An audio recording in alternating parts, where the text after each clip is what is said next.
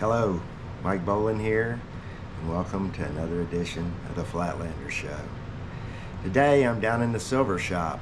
We're going to be working on that coin bracelet that I'm making for our giveaway on the first day of summer. I know I said in the past that we weren't going to do a lot of things down in the silver shop, and this really isn't a how-to video, but we had the weather turned off cold again. I'd intended actually to go fishing today and go on a high plains fishing adventure at White River Lake. That's an area lake. It's been around. It was impounded probably nearly 60 years ago, and I fished there ever since I was a kid. It's something that people on the high plains do in March is they go out and they crappie fish. The crappie are starting to spawn in shallow water. It's really a lot of fun to do, and at the end of the day you have one of the best eating fish that you can catch in a Texas lake. And so the cold weather came. I knew they wouldn't be biting, so I decided to put it off. We're going to do it next week when the weather warms up a little. We have a couple of days of warm weather. I think they should be biting really good up there, and I think we can show some really fun footage. But today, because of that, we're going to be here in the silver shop, and we're going to be working on that coin bracelet. And I'm just going to I'm the only one filming it again. I still don't have anybody helping me film anything. It's sort of cumbersome. But I'm going to be moving the camera around and trying to get you all a best shot of how this is done, and just a little bit on how I'm constructing it. It's not going to be really an instructional video. I just want you to see how much time, care, and love goes into building one of these coin bracelets by me. So let's get going. Okay, I positioned the camera as close as I can get it with this tripod that I have. I think it'll show, you'll be able to see most everything that I'm doing. Like I said, this really isn't for instruction. You could probably find a video on YouTube similar to this that would show exactly at probably a lot slower pace how to do this. I just basically wanted to show you where we're at and remind you of what I've shown in other videos in short segments of how it was constructed.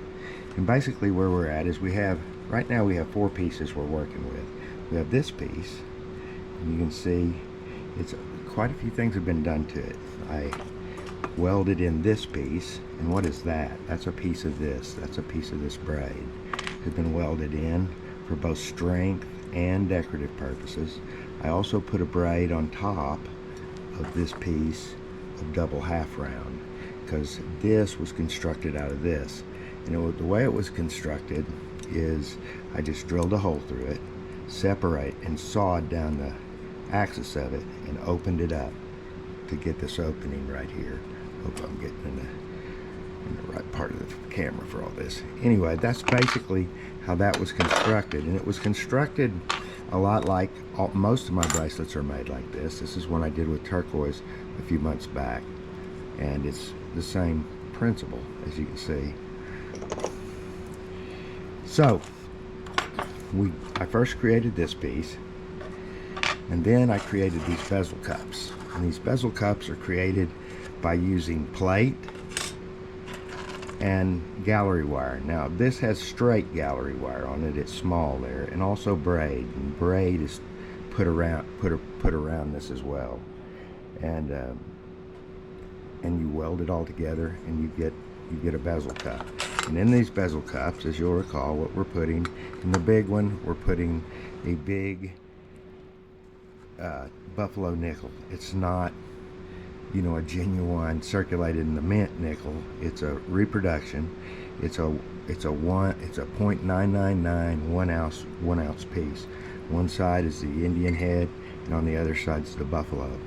I've decided for this bracelet I'm going to use the buffalo or the Indian head on the bigger bezel cup, and then I have 2 smaller bezel cups that were created exactly the same way, and in that I'm going to use the buffalo side of it.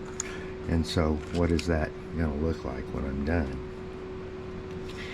Well, I'm going to take this, and this is what brings us where we are today. I'm going to take this and I'm going to put these on top of this, and I'm going to weld them. And when I'm welded, we'll be just about there. The welding is very tricky to do. I'm going to show as much as I can in this, but basically I'm going to show you the process first. First thing I have to do is I have to turn it over, because I have to weld it from this side. Then I have to take all the coins out. And you see I struck a line down this axis to know where I would be centered on this coin right here. And I'll put it there. I'll put this one there.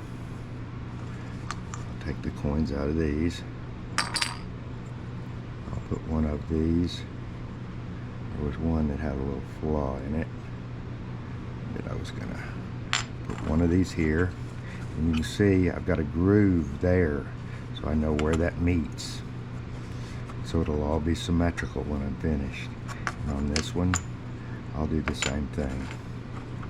I'll put this one on here. And I've seen some people do these, they weld them one at a time. I weld everything at once. And it's pretty Western. You have to be pretty good at soldering to do it the way I do it. And I am pretty good at soldering. I've been soldering all my life, not always silver, but I worked in construction as a plumber. I don't know how many miles of copper pipe I must have soldered during the 10 years I worked in the plumbing trade. Anyway, that's how it's going to go. What I do from here, I take my tweezers, and what I have here are pieces of solder, and I don't, you know, if I was soldering the plumbing pipe or something, I would hold this solder in my hand and I'd go around and touch it and I'd get it to flow. It's a little, that's pretty tough to do when you're silver soldering. I can do it on some applications, but it's not a good thing to show really, because the way I do it 90% of the time is I'll take and I'll cut pieces of this, and I just cut them by putting this down like that. Just, you know, I'll cut. It'll take several inches to cover this entire project. And what I do is I go around every piece and I put my solder right in it. And I'm going to bend this to where it butts up against it. It doesn't run under it, because that's what causes a problem. Everything has to be just so. But I'll go around all of this, every piece of it, and I will put my solder in there. And then after I get to that point, I'll come back and we'll start heating it. And I'll show you the process of heating it and how to make the welds work.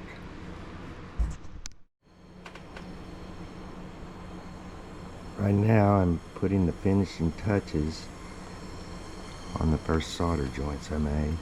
They look pretty good. It melted pretty good.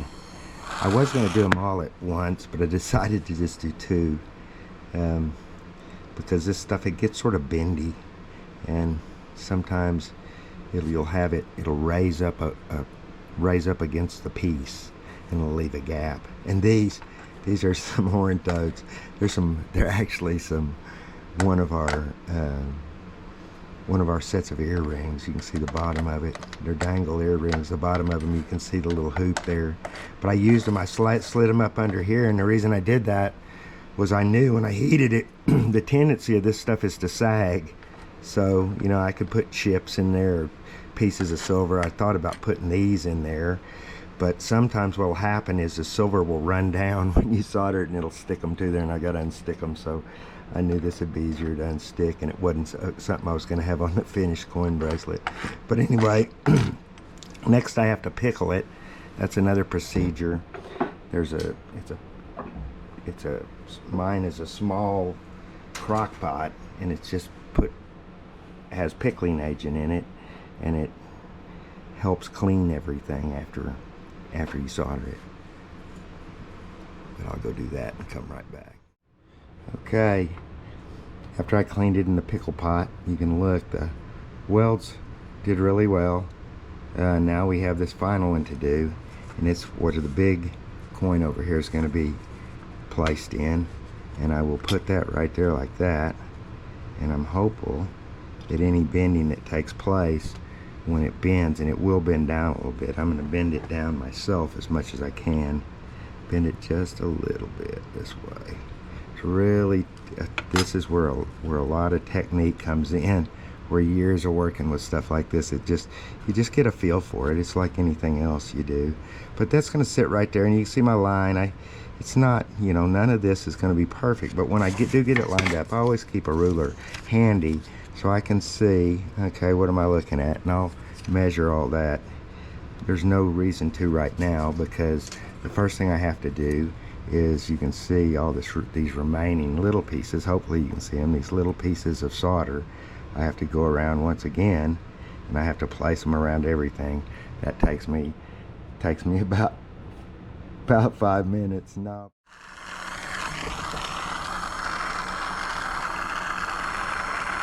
Getting them all now finished up. I put the center one in. I'm just doing the last little touch up on it. Go. There we have it. I'll clean it up now. And when I come back, you'll see it clean. Then we'll put the coins in it. And then I'll bend it. And I don't know if I'll get it all bent today, but I'll probably get the coins set this afternoon. We'll see how I'm cleaned. I've also fitted these in here to make sure each one would fit in the bezel cup properly. That one does,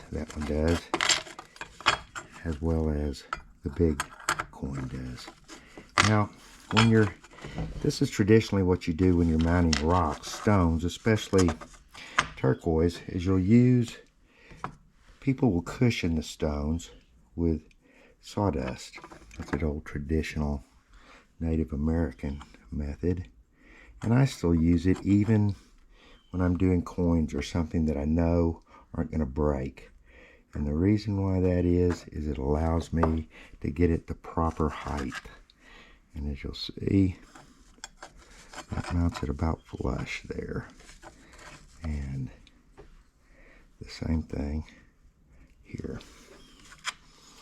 Now,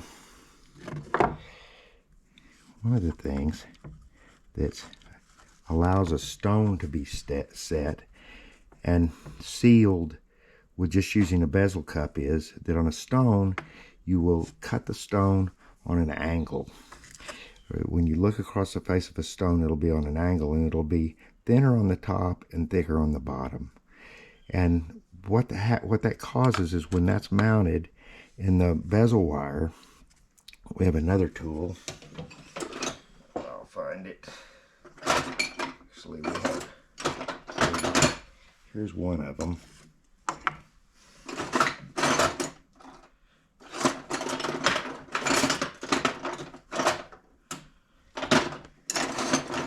Here's the other.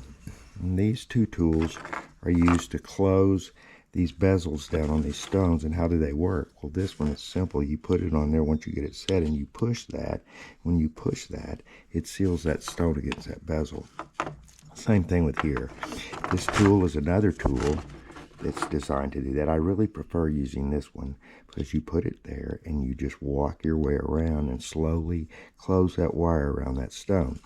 Now, if those are around the coin in these cases. Now, if those coins were just straight, even no matter how tight you got this, eventually they'd probably come out because they have to have that grade on the edge of the coin.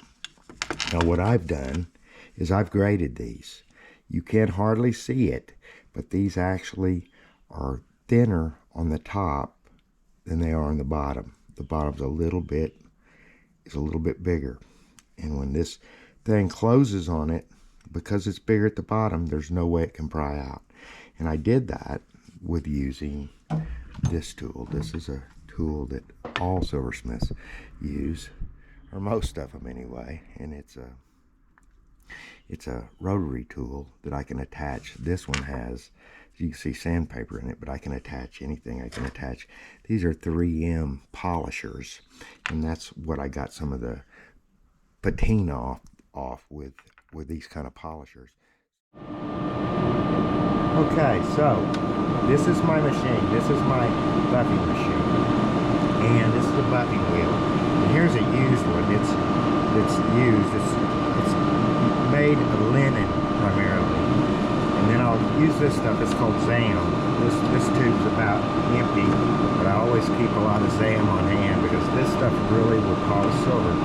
And you know, a lot of people nowadays, they use the 3M wheels, the things that I showed you over there just a few minutes ago. And 3M wheels will do a pretty good job at getting this stuff clean, but they do not work as good as Zam. They do not work as good as a compound and polishing this shit on a high-powered machine like this. Anyway, I'm going to polish it on a while, and you can see, I'll just give you an example. You got to be really careful with this machine because this is probably the most dangerous machine, in my opinion, in the shop. Because you can lose an eye. Yes, of course I'm wearing glasses, safety glasses, but you can see how quick. I mean, you can see that dull patina, and you can see with just a little bit of work. And I polished the back a little bit before I turned on the camera. And now I'm going to finish polishing all of this. Then I've turned on the Vibronics heated cleaning machine. I'm gonna clean it. Then I've turned on the steamer. I'm going to steam it. Then I'm going to put the stones in, and then I'll steam it one last time with the stones in. If there's any touch-up polishing I need to do, I'll do it at that time as well. Okay, well, I steamed it, and until it's clean, I'll need a little last polishing when I get the the coins in. The next thing I'm going to do is I'm going to put in some sawdust on each side.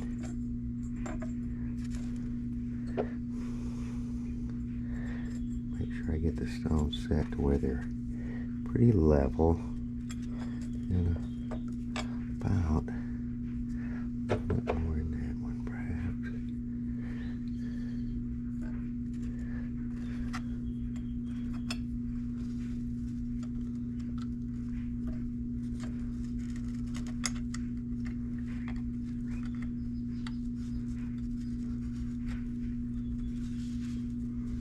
Working around this camera's a little tough. And they're pretty good. Pretty close. Pretty close. Pretty good, I think. I think I can get them if I can get them straight. You can see how they're offset a little bit. I'll have to fix that. I'm gonna have to turn the camera off to get that done. I'll come to turn the camera off and set them all, and we'll come back and look at it. Okay, nearing the end. I got it. I got everything set. I've got them semi-set. I've got to seal them up a little bit better, but you can tell it's going to really be a spectacularly beautiful piece once I bend it. I wanted to put it over here to look at how much it actually weighed. I've been telling people it was 2.5 to 3 ounces. So we're 2.935. Now those are regular ounces, those aren't troy ounces, but it'd be probably about 2 ounces or heavier.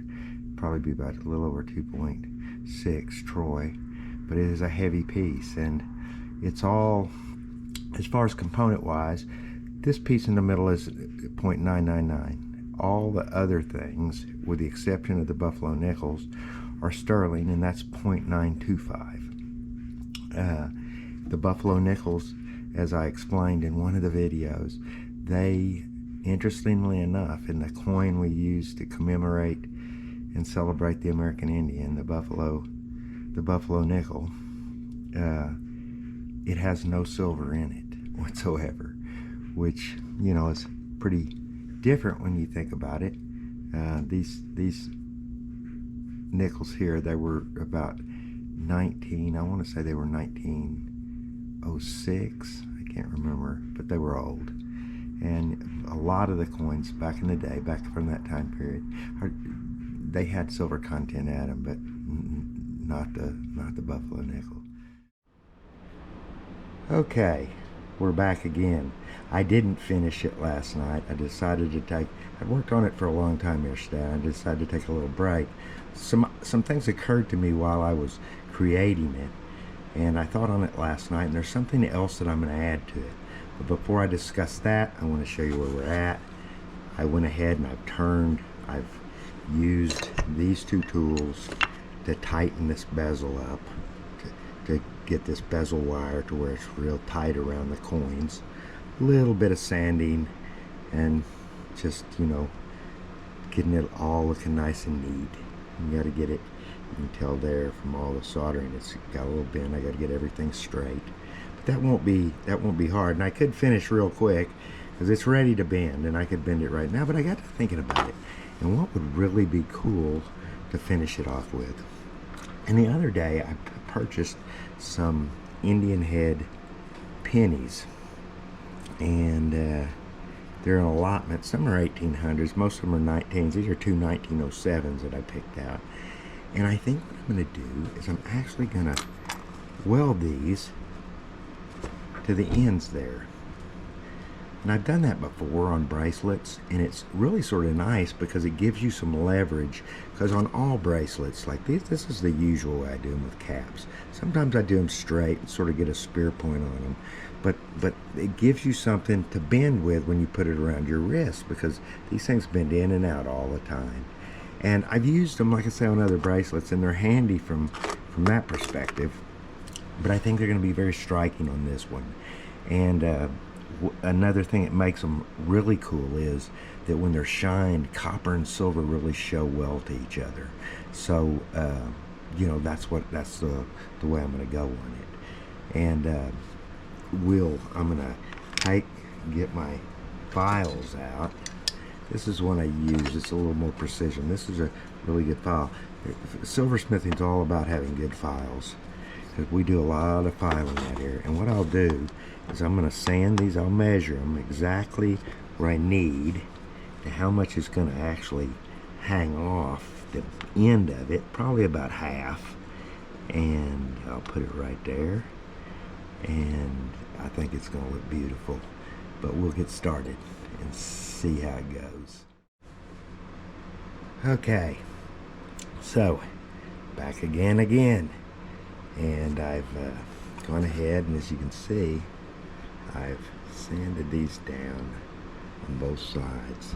But they'll accommodate about 60% of those coins, of those two Indian head pennies. And I went ahead and I shined them up just to show you how dramatic they will look when they're welded into place.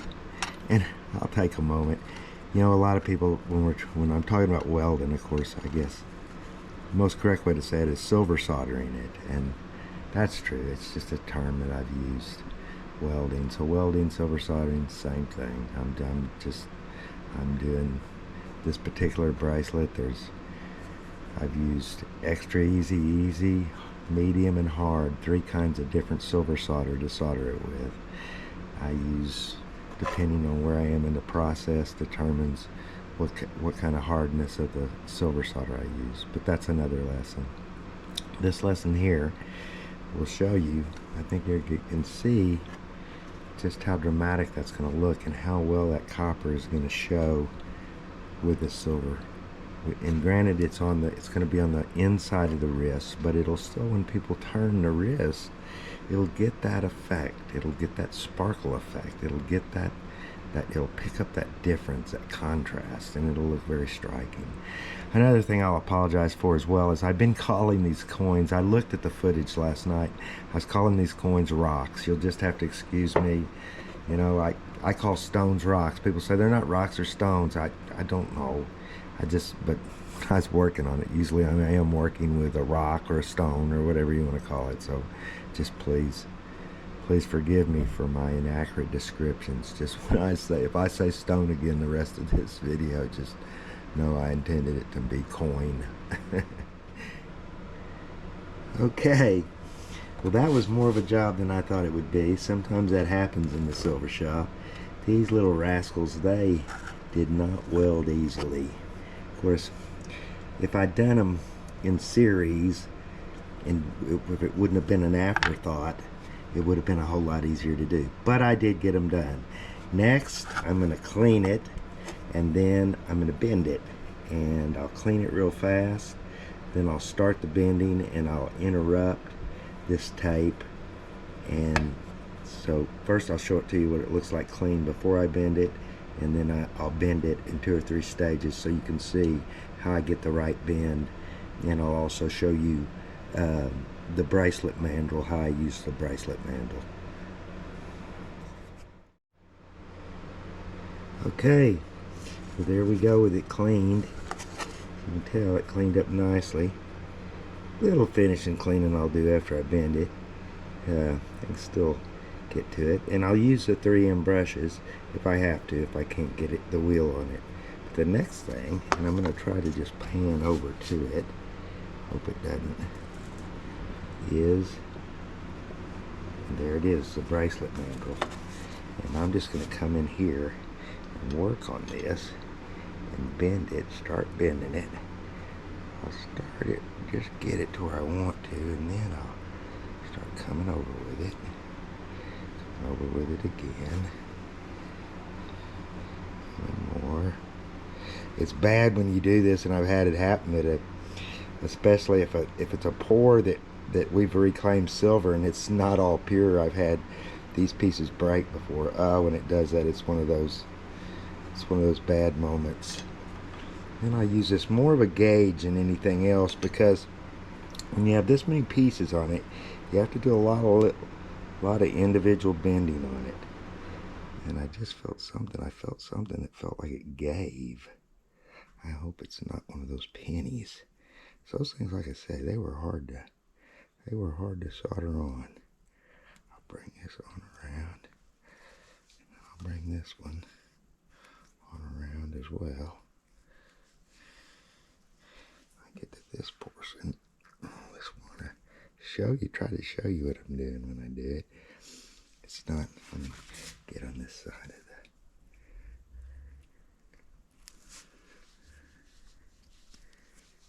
And I'll be very careful about how it's starting to take shape.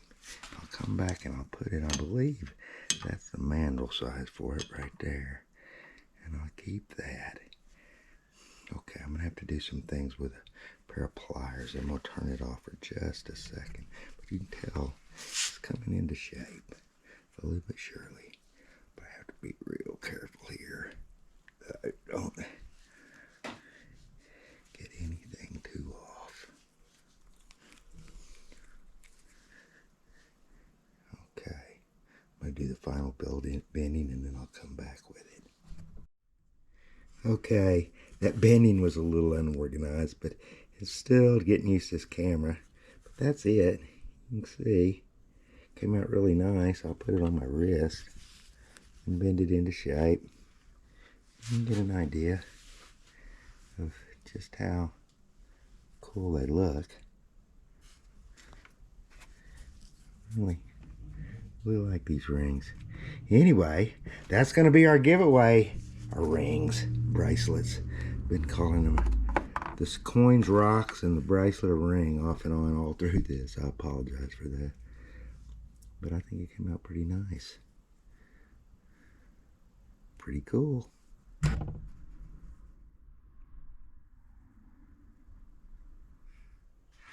Well, that's going to do it for today's episode. We're glad y'all tuned in. I can't believe it took almost 30 minutes to do all that in film. It took about 2 days. It took me that represents about 6 or 7 hours of work. Building one of these is quite a bit of work, but they're pretty showy when they're done. But anyway, we're glad y'all tuned in, and we hope to see you next time here on the Flatlanders Show. Remember to like and subscribe at the end and leave a comment, because if you're a subscriber and leave a comment, you'll be in the drawing for this coin bracelet. So till next time, we hope y'all have a great day and a great week, and we'll see you back here again on the next episode of the Flatlanders Show. Be there to switch.